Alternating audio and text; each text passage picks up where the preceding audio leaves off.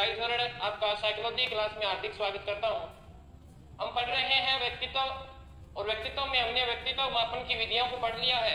आज जो हम पढ़ेंगे, कल हमने स्टार्ट की थी व्यक्तित्व मापन की मापनियां, यानी कल हमने पढ़ी थी मापनी शायद कल पहली पढ़ ली थी शायद आपने, MMPI ये पढ़नी थी ना कल, Minnesota multi physical personality inventory, ये कल आपने पढ़ ली। सभी को नमस्कार, राधे राधे, जय श्री राम। आज जो पढ़ने जा रहे हैं वो दूसरी है बेटा, 2 नंबर मापनी है विभेदात्मक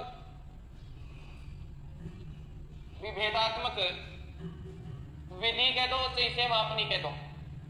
जैसा कि नाम से ही दिख रहा होगा, हाँ जी सूचियां, बिल्कुल हाँ बेटा सूचियां करवा रहा हूं, वही है ये, ठीक है। व्यक्तिक सूचियां कह दो, सूची। इसके प्रतिपादक की बात करेंगे, इसके प्रतिपादक कौन है? उसके प्रतिपादक है कैटल। कौन है? कैटल। विभेदात्मक, शब्द में देखो, नाम में देखो, विभेद, यानी विभेद किसमें किया जाता है? 2 वस्तुओं में, 2 व्यक्तियों में विभेद किया जाता है, कौन अच्छा है कौन बुरा है। उसी प्रकार व्यक्तित्व में भी भेद किया जाता है और इस विधि का प्रयोग किया जाता है। सुनील कुमार, अनुप्रिया, आशा, सुमन कुमारी, सभी को गुड आफ्टरनून बेटा, आशीर्वाद। चलिए, इसमें इसके प्रतिपादक कौन है? कैटल है। तो कैटल ने क्या किया था? तो यहां लिखना है, कैटल ने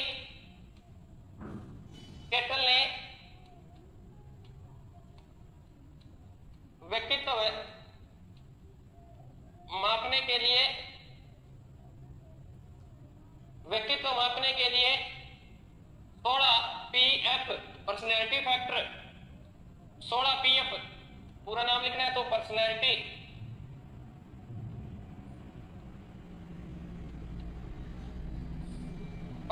फैक्टर है। प्रश्नावली बनाई। तो ये प्रश्न बहुत बार पेपर में पूछा जाता है कि 16 PF यानी पर्सनैलिटी फैक्टर नाम की प्रश्नावली किसने बनाई थी? तो कैटल ने। कैटल का पूरा नाम था RB कैटल। ओके, चलिए आगे नेक्स्ट। इसी में तो आपको पता चल गया, इसमें इसने प्रश्नावली बनाई और उन्हीं प्रश्नावली के आधार पर, यानी लिख देते हैं, इसी के आधार पर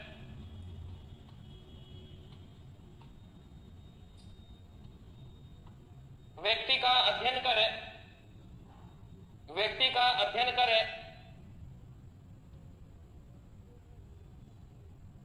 व्यक्तित्व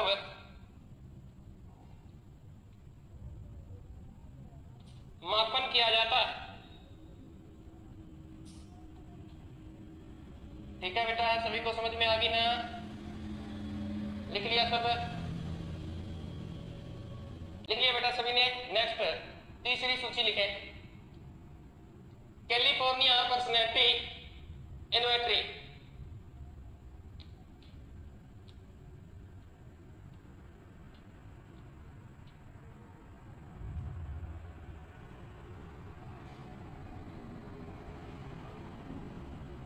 कैलिफोर्निया पर्सनैलिटी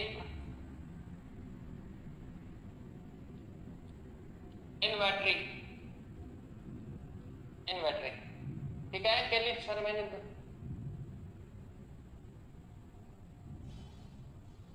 ठीक है बेटा, बहुत सारे कमेंट किए कि सर मैंने पुरानी वीडियो देखे हैं, 2 किताबों से पढ़ी साथ में, लेकिन आपकी क्लास में ज्यादा मिला, हमेशा सिर्फ आपकी क्लास ही काफी है। बिल्कुल बेटा, जो करवाया जा रहा है वो बहुत करवाया जा रहा है आपको, आप पढ़ने वाले पढ़ो। तो सबकी न्यूज आपको सुना दी है मैंने। इसकी शॉर्ट फॉर्म हो जाएगी बेटा कैलिफोर्निया पर्सनैलिटी इन्वेंटरी, CPI, ठीक है। इसमें आपने लिखना है, इसके प्रवर्तक लिख लीजिए, प्रतिपादक लिख लीजिए, एक ही बात है। इसके प्रवर्तक लिखिए, इसके प्रवर्तक है हैरिसन C. गुश। इसके प्रवर्तक कौन है? Harrison C. गुश। ओके, कब दिया था ये? 1956 में इन्वेंटरी बनाई थी इन्होंने, जैसा कि नाम में दिख रहा है, कैलिफोर्निया विश्वविद्यालय। किरण कह रही है कि कल और परसों की क्लास अपलोड नहीं हो जाएगी बेटा। तो इसमें आपने लिखना है CPI का प्रयोग, CPI का प्रयोग उन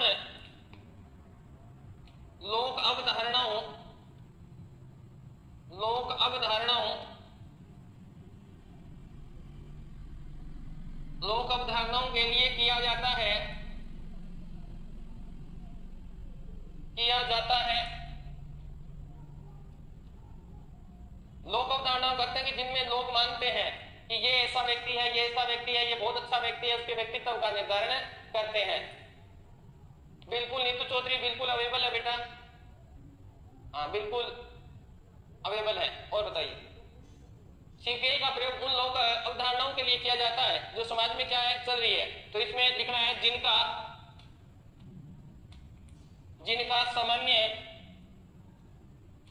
सामान्य प्रयोग व्यक्ति के लिए, जिनका सामान्य प्रयोग व्यक्ति के लिए, व्यक्ति दूसरों के लिए,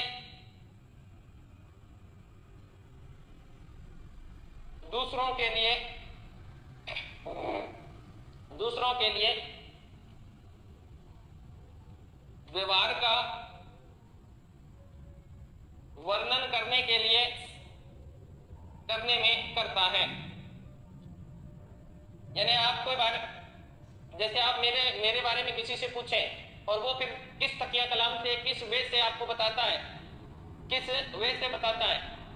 फिर वो जो बताने का उसका तरीका है वो क्या है, लोगों की अवधारणाएं क्या हैं, किसके प्रति क्या सोच रखते हैं। जैसे आप किसी अपने लोक अवधारणा की बात कर लेते हैं कि कोई व्यक्ति कहता है कि स्वामी दयानंद जी बहुत अच्छे थे, तो उनकी अवधारणाएं उनके प्रति है। कोई कहता है विवेकानंद जी बहुत अच्छे थे, पर थे दोनों ही अच्छे।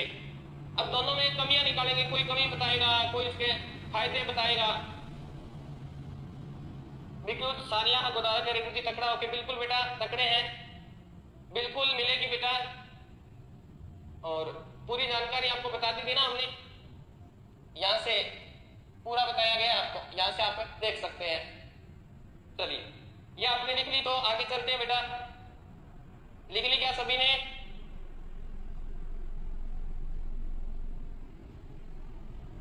लिख ली सभी ने? 4 नंबर कर रहे हैं हम आगे। MPI मॉडसले व्यक्तित्व परिसूची नेक्स्ट करवा रहा हूं मैं अब। 4 नंबर मॉडसले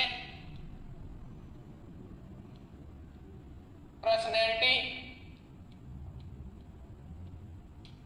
इन्वेंटरी, शॉर्ट में नाम लिखना है इसका MPI। ये नेक्स्ट मापनी है और ये इंपोर्टेंट भी करनी है, क्योंकि रीट में इसका प्रश्न पूछने के पूरे चांसेस और पीछे सीटेट में इसका प्रश्न आया था। तो इसके सबसे पहले तो प्रवर्तक याद करने आपको। इसके प्रवर्तक हैं आई जेनक। कौन है? आई जेनक, ठीक है। इसके प्रवर्तक कौन है? आई जेनक। तो इन्होंने, अब क्यों इंपोर्टेंट है? क्योंकि हमारे माइंड में सिर्फ एक ही तस्वीर बनी हुई है कि व्यक्तित्व का तो वर्गीकरण युंग ने जो किया है वो हमारे याद है सर। तो युंग ने जो बहिर्मुखी अंतर्मुखी व्यक्तित्व का वर्गीकरण किया, वैसे का वैसा इन्होंने भी किया है। और ये हर एग्जाम में आया, बच्चों ने कहा गुरुजी पक्ष नहीं करता, युंग ऑप्शन में नहीं था, तो उसके ऑप्शन में आइजेनिक था। तो ध्यान रखना, साइकोलॉजी में व्यक्तित्व के एक जैसे 2 नामों का वर्गीकरण करने वाले व्यक्ति कौन है? आइजेनिक और युंग है। तो उन्हीं में आपने लिखना है, इंपोर्टेंट करके लिखना है। इन्होंने अंतर्मुखी इंट्रोवर्ट, ठीक है ना, अंतर्मुखी व बहिर्मुखी एक्सट्रोवर्ट, इंट्रोवर्ट और एक्सट्रोवर्ट। इंट्रोवर्ट का अर्थ मैंने आपको पीछे भी बताया है, अंतर्मुखी और बहिर्मुखी। अंतर्मुखी होता है जो व्यक्ति अकेला ही लगा रहता है अपने काम में। अंतर्मुखी और बहिर्मुखी वर्गीकरण तथा मनस्तापी, यानी कोई व्यक्ति अपने से खुद से ही क्या करने लग जाते हैं? घृणा। मनस्तापी आधार पर परिसूची का निर्माण किया। तो यह प्रश्न पेपर में आ चुका है, इसको इंपोर्टेंट कर लीजिएगा। निर्माण किया, ओके।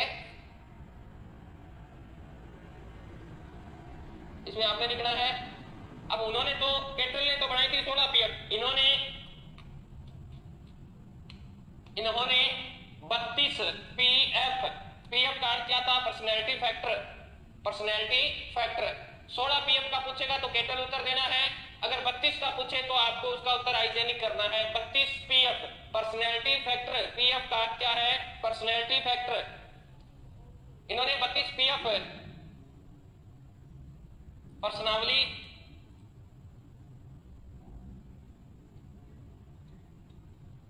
व्यक्तित्व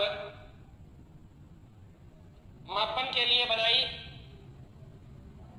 व्यक्तित्व मापन के लिए बनाई। ओके, ये प्रश्न भी इंपॉर्टेंट हो गया क्योंकि केटल का बार बार प्रश्न आता है, तो हो सकता है वो हाइजेनिक का प्रश्न आपसे पूछ ले। तो 32 पीएफ की जो पर्सनावली बनाई थी वो हाइजेनिक ने बनाई थी। किसके आधार पे? अंतर्मुखी व्यक्तित्व और बहिर्मुखी व्यक्तित्व के आधार पे। एक मनस्तापी, मन के अंदर जो पीड़ाएं होती हैं उसके आधार पे इन्होंने पर्सनावली का क्या किया है? निर्माण किया है। अब इसी में आपने आगे लिखना है, इन्होंने इंपॉर्टेंट कर लेना, इन्होंने व्यक्तित्व को 3 भागों में बांटा है। 3 भागों में बांटा। व्यक्तित्व को कितने भागों में बांटा है बेटा? 3 भागों में बांटा है। 3 प्रकार के व्यक्तित्व इन्होंने बताए हैं। तो पहला व्यक्तित्व देखते हैं, कौन सा बताया है? पहला बताया इन्होंने न्यूरो सिस्टम, जिसे बोलते हैं तंत्रिका तापी। तंत्रिका तापी और तंत्रिका जैसे शरीर के न्यूरो सिस्टम की बात कर रहा है, और इसके अपोजिट है इसका संवेग स्थिर, संवेग स्थिर, स्टेबल। इनके इंग्लिश में भी नाम लिख लेना भैया, स्टेबल, और ये आपका हो जाएगा न्यूरो। ठीक है, न्यूरो सिस्टम। इसमें आपने क्या लिखना है? न्यूरो सिस्टम की जगह न्यूरोटिक लिख लो, सही, न्यूरोटिक। अब मैं आपको बता देता हूं ये क्या है, कैसे है। इन्होंने व्यक्तित्व को बताया कि व्यक्तित्व को मैं 3 प्रकार से बांटता हूं। पहला तंत्रिका तापी, यानी शरीर के अंदर दुख सुख के समय आदमी के एक्सप्रेशन वगैरह सब चेक किए, और कई व्यक्ति क्या होते हैं, दुख हो चाहे सुख हो, उसमें वो एक जैसे ही रहते हैं। दुख होगा तो भी उसका स्वभाव वैसा ही होगा, खुश होगा तो भी वैसा ही होगा। चाहे मैं आपको कितने जोक सुना दूं उनके चेहरे पे कोई भाव रहेगा, और चाहे मैं कितने दुखी कर दूं उनके चेहरे पे कोई भाव रहेगा। वो समय स्थिर होता है। तंत्रिका तापी का मतलब वो बदलता रहता है। सुरेंद्र कुमार मेहता, आपके कमेंट आ रहे हैं, क्या करवाना चाहते हो कमेंट से? कोई प्रश्न हो तो पूछिए, कोई प्रश्न हो तो पूछिए, अन्यथा फिर कमेंट का क्या फायदा है। तो ये आपका पहला प्रकार हमने कर लिया है। दूसरा प्रकार देखते हैं, नंबर 2, वो तो आपको पता ही है, अंतर्मुखी और बहिर्मुखी। अंतर्मुखी और बहिर्मुखी, ये आपका दूसरा प्रकार इन्होंने बताया है। इसको बोलते हैं इंट्रोवर्ट, इसको बोलते हैं एक्सट्रोवर्ट। ये मैं पूर्व की क्लास में आपको खूब अच्छी तरह से समझा चुका हूं, यहां समझाने की आवश्यकता नहीं है। ओके, तीसरा, क्योंकि जूम का वर्गीकरण आपने पढ़ा है, सेम का सेम वही है। तीसरा है मनस्तापी, मनस्तापी, और इसके अपोजिट इन्होंने बताया था, एक तो मन से स्थापित होते हैं, एक समाज से पीड़ित होते हैं, तो एक हो जाएगा सामाजिक। मनस्तापी और सामाजिक। ओके, तो मनस्तापी को हम लिख सकते हैं साइकोटिक, साइकोटिक। मनस्तापी को हम क्या कह सकते हैं? साइकोटिक। और इसे हम क्या नाम दे देंगे? सोशलिटिक। क्या नाम दे देंगे? सोशलिटिक। ये लीजिए। ओके, आपके समझ में आ गया होगा। ये हमने 3 वर्गीकरण पढ़ लिए हैं। ठीक है बेटा, क्या कह रहे हैं तू? यहां एक ये है, यहां पे मिलेगी आपको। ठीक है, मिल जाएगी बेटा, कोई दिक्कत नहीं। अंतर्मुखी बहुमुखी समझाओ भाई। जिया साहब, आपका पीछे की क्लास देखनी पड़ेगी, पूरी क्लास लगी हुई है उस पर।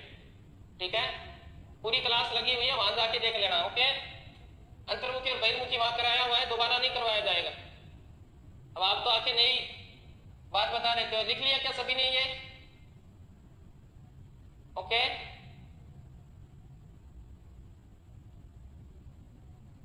ये आपकी 3-4 इन्वेंट्रियां थी, ये मैंने आपको करवा दी। अब आपका एक छोटा सा टॉपिक इसी में आता है, हेडिंग लगाइए शील गुण।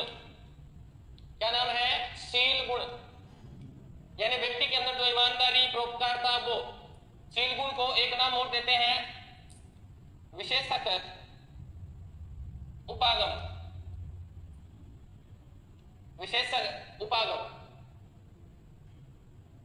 इसमें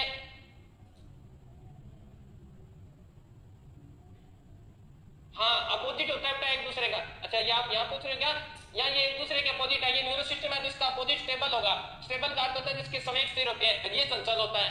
ठीक है, अंतर्मुखी है ये चुपचाप रहता है, तो ये बहिर्मुखी कभी चुप ही नहीं होता, ये वाचाल प्रवृत्ति का उल्टा है। ये मनस्तापी होता है, मनोवैज्ञानिक होता है, यानी अकेला सारी चीजें सोचेगा। ये सामाजिक होता है, कुछ नहीं सोचेगा, दिल से सोचेगा। ठीक है ना, ये एक दूसरे की क्या है? अपोजिट है बिल्कुल। नेक्स्ट हम पढ़ रहे हैं शील गुण। ठीक है, और शील गुण में अगर मैंने आपको शुरू में कहा था कि अगर आपको व्यक्तित्व याद करना है तो व्यक्तित्व में एक व्यक्ति को याद करना पड़ेगा, ऑल पॉल्ट को। किसको? ऑल पॉल्ट की परिभाषा आपको याद होनी चाहिए क्योंकि प्रश्न उसी में से आता है। तो अब देखते हैं ऑल पॉल्ट कौन है। विद्वान का नाम क्या है? ऑल पॉल्ट। ऑल पॉल्ट ने ये कैटल और ये इसी के शिष्य थे ऑल पॉल्ट के। ठीक है ना, वैसे तो ऑल पॉल्ट ने तो बहुत सारे बताए थे। ठीक है, ऑल पॉल्ट ने शील गुणों के आधार पर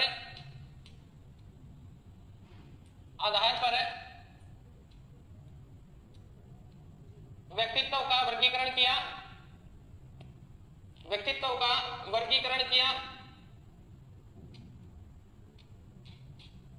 तो पूछ सकता है ऑलपोर्ट ने किसके आधार पर व्यक्तित्व का वर्गीकरण किया भाई? तो उसने शील गुणों के आधार पर व्यक्तित्व का। ऑलपोर्ट बिल्कुल वही है भाई। हाँ, लिखने का तरीका अलग अलग हो सकता है, तो नई लाइन से लिखना। ऑलपोर्ट ने 17,953 देखो कितने कितने शील गुण बता दिए। ऑलपोर्ट ने 17,953 शील गुण बताए कि एक व्यक्ति में शील गुण इतने बताए। बताओ एक, पहले तो मुझे लगता है आपको शील गुण ही नहीं पता है कि शील गुण क्या होते हैं। बताओ रे शील गुण क्या होते हैं? कमेंट करो। अब बताइए, कमेंट अब देखूंगा आपके में। मैंने आपको पूछा शील गुण क्या होते हैं, ये बताओ। आज पता चलेगा आपका। शील गुण बताओ क्या क्या होते हैं, शील गुण किसे कहते हैं, बताइए। देखते हैं आपको कितना ज्ञान है। करो कमेंट। अब बहुत कमेंट करते हो ना आप, आज कीजिए, बताइए मेरे को शील गुण क्या होते हैं, ये बताओ। शील गुण क्या होते हैं बताइए। एक दो उदाहरण दे दो कि कुछ ये शील गुण होता है, फिर मैं समझ जाऊंगा कि हाँ आपको पता है। शील गुण किसे कहते हैं, एक उदाहरण दे दीजिए। एक एक उदाहरण दे दो सारे। नैतिक आचरण है, क्वालिटीज वर्षा दे रही है।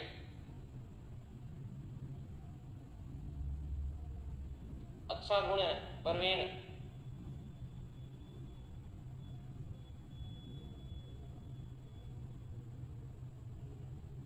देखो ये आदमी कोई भी विशेषता अंदरूनी गुण है, जैसे ईमानदारी, ये झूमर कमर, ये आपका बिल्कुल सही आया बेटा।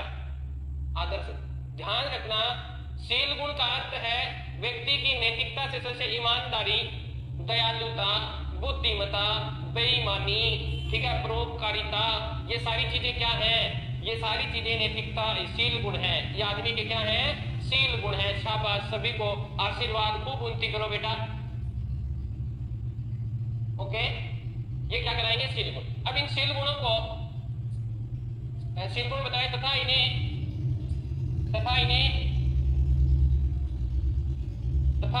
तीन भागों में बांट दिया इन्होंने। तथा इन्हें केंद्रीय शील गुण, प्रमुख शील गुण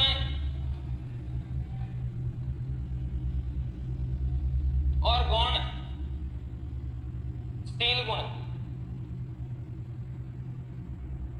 शील गुणों में विभक्त कर दिया। कितने भागों में बांट दिया? 17,953 जो शील गुण थे उन्हें तीन भागों में बांट दिया। एक को नाम दे दिया क्या? केंद्रीय शील गुण। एक को नाम दे दिया प्रमुख शील गुण। एक को नाम दे दिया गौण शील गुण। ठीक है, उतार लीजिए, फिर मैं इसके आगे आपको इसकी डेफिनेशन वगैरह और है वो करवाते हैं। केंद्रीय शील गुण किसे कहते हैं? ये पढ़े करेंगे अभी। उतार लिया सभी ने बेटा?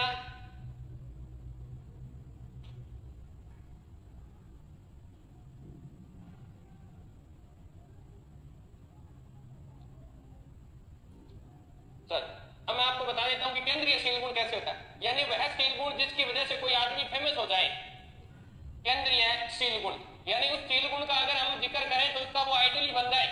जैसे मैं अगर बात करूं, मैं कह दूं भाई अहिंसा, जैसे मैं अहिंसा शील गुण की बात करूं तो आपके दिमाग में एक आदमी आएगा महात्मा गांधी, ठीक है। मैं कह दूं जुर्म का बादशाह, आपके दिमाग में आएगा हिटलर।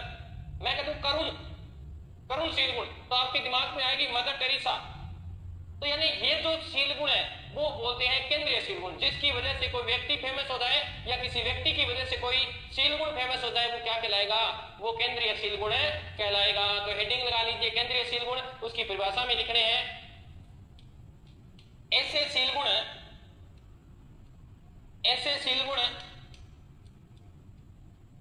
जो व्यक्ति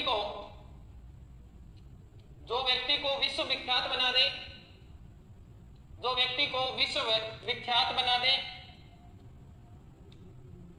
विश्व विख्यात बना दे, वो क्या कहलाएंगे? केंद्रीय शील गुण कहलाएंगे।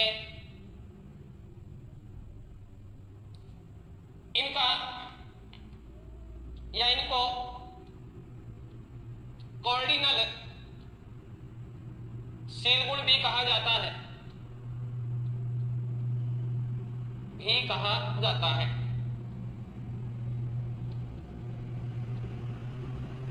ओके बेटा।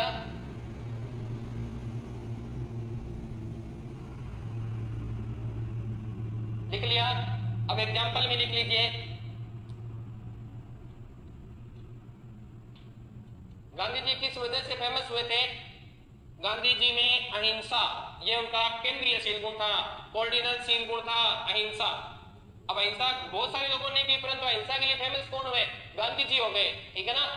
फिर अगर बात करें हिटलर, जर्मनी का तानाशाह नेता था, तो हिटलर में कौन सा शील गुण था? फिर हिटलर में थी प्रभुता। वो पूरे देश पर, पूरे विश्व पर शासन करना चाहता था, प्रभुता। ये क्या हो जाएगा? शील गुण हो जाएगा बेटा। जैसे अगर बात करें मदर टेरेसा में कौन सा शील गुण है? मदर टेरेसा में, तो मदर टेरेसा में आपका है करुणा। क्या है? करुणा। आज बहुत सारे विद्वान हैं, बहुत सारे अलग अलग लोग हैं जिनमें अलग अलग शील गुण पाए जाते हैं, ठीक है। जैसे हम अगर बात करें आपके सामने, जैसे मैं जेम्स बॉन्ड का नाम लूं तो आपको लड़ाई वाला सीन याद आते, तो उसका वो शील गुण हो जाएगा। जैसे मैं इमरान हाशमी का नाम लूं तो आपके सामने उसका इमरान हाशमी का शील गुण सामने आ जाएगा, ठीक है ना। तो ये अलग अलग व्यक्तियों के अलग अलग शील गुण है, बस सीधी सी बात यही है। ओके, लिख लिया आपने?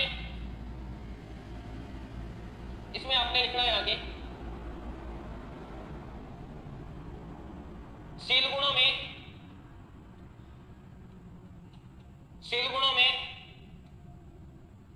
दो व्यक्तित्व सामान्यतः सामने आते हैं। सामान्यतः क्या आते हैं? सामने आते हैं। ये कौन कौन से गुरु जी? तो देखो, एक तो होता है शोषण करने वाला, एक होता है शोषण को सहने वाला, तो दो होते हैं। तो एक तो होता है प्रभुतापूर्ण, यानी ये तो राजा हो गए, शोषक हो गया, प्रभुतापूर्ण। इसके आगे लिखना था तो लिखना सेवा करवाता है, सेवा करवाता है। एक तो ये हो गया जो चाहता है कि मैं सबसे बड़ा हूं, लोग मुझसे डरे। और दूसरा हो जाएगा आपका अधीनस्थ। दूसरा क्या हो जाएगा बेटा? अधीनस्थ। ये मुख्यतः दो व्यक्तित्व सामने आते हैं जो हमें देखने को मिलते हैं। और ये क्या करता है? सेवा करता है, सेवा करता है। ओके, ये लो, सेवा करता है। समझ में आ गया? अब क्या हुआ? ये बहुत ज्यादा बता दी थी 17,953। तो ऑलपोर्ट का शिष्य जो फेमस हुआ शील गुणों में, कौन है? ऑलपोर्ट के शिष्य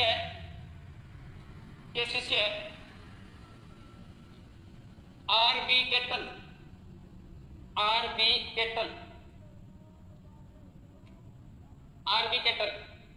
ये शील गुणों के मामले में अगर बात करें तो सबसे ज्यादा जो फेमस है वो यही है। तो आर.बी. केटल ने शील गुणों की सूची को, शील गुणों की सूची को संक्षिप्त कर, अब देखो यहां मेन प्रश्न यहीं से बनेगा आपका कि अब 17,953 शील गुण बताए किसने, ओलपोर्ट ने। अब वो क्या कर रहा है केटल, इसमें से 17,000 में से खंडनी करेगा, यानी सब वाले करीम वाले जो है ना वो सारे निकाल के लाएगा। तो कितने बताए उसने, तो ध्यान रखना इसने बताए हैं 35। कितने बताए, 35। 23 तो प्रमुख है और 15 गौण है, और सॉरी 23 और 12, ठीक है, याद रखना है। सूची तैयार कर 35, इसमें याद रखना 35 शील गुण बताए, शील गुण बताए। तो पूछ सकता है कि आरबी केटल ने कितने शील गुण बताए थे, पहले इसने 35 बताए थे, और जिसमें से 23, अरे भाई सुमन नहीं बेटा ऐसा नहीं है, अभी समझा रहा हूं आपको। पहले इसने 23 प्रमुख लिए, 12 गौण लिए, क्या लिए, 12 गौण लिए। अब क्या किया, अब लोगों ने कहा यार इतनों में से तूने इतने निकाल दिए, और निकाल के दिखा। तो फिर भाई साहब ने और प्रयास किया, फिर ये 35 थे ना उसको भी इन्होंने कम है। बिल्कुल हो सकती है राधिका चौधरी, बिल्कुल आपका सही आंसर है। मैंने बताया ना प्रभुता, अभी तो बता के गया हूं, हिटलर वाला आपको उदाहरण देख के गए हैं। अब केटल ने इन 35 शील गुणों में से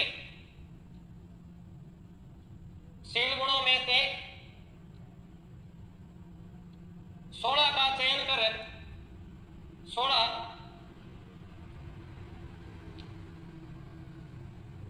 शील गुणों का चयन कर, शील गुणों का चयन कर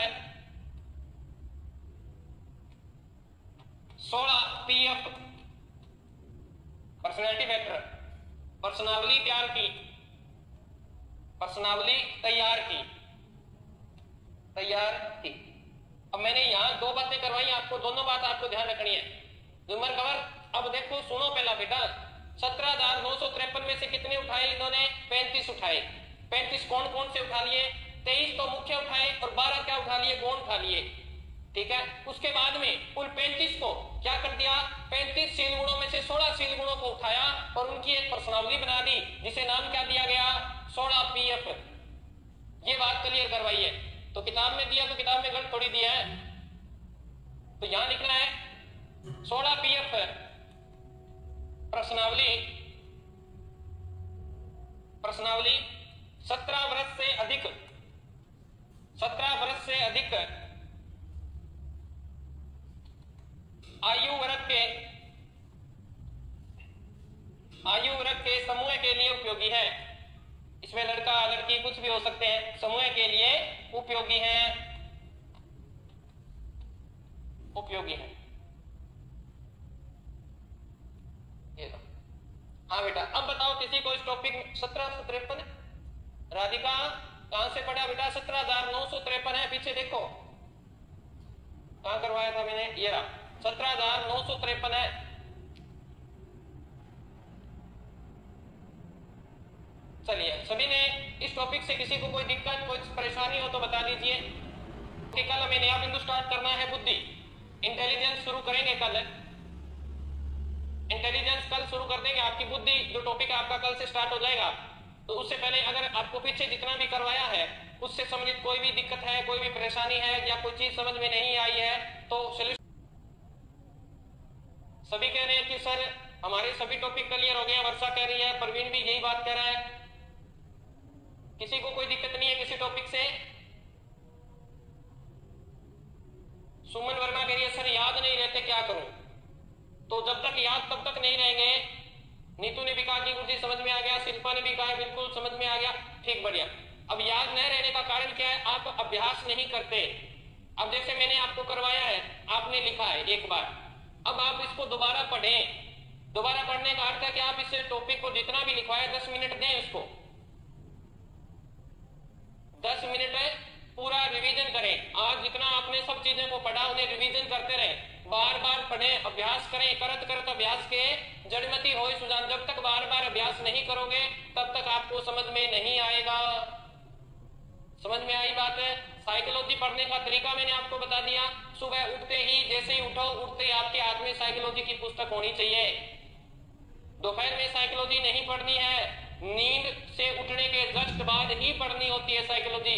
चाहे आप दोपहर में सोए हैं, चाहे 1 घंटा ही सोए हैं, 1 घंटा उठने के बाद जस्ट आपके हाथ में साइकोलॉजी की पुस्तक होनी चाहिए।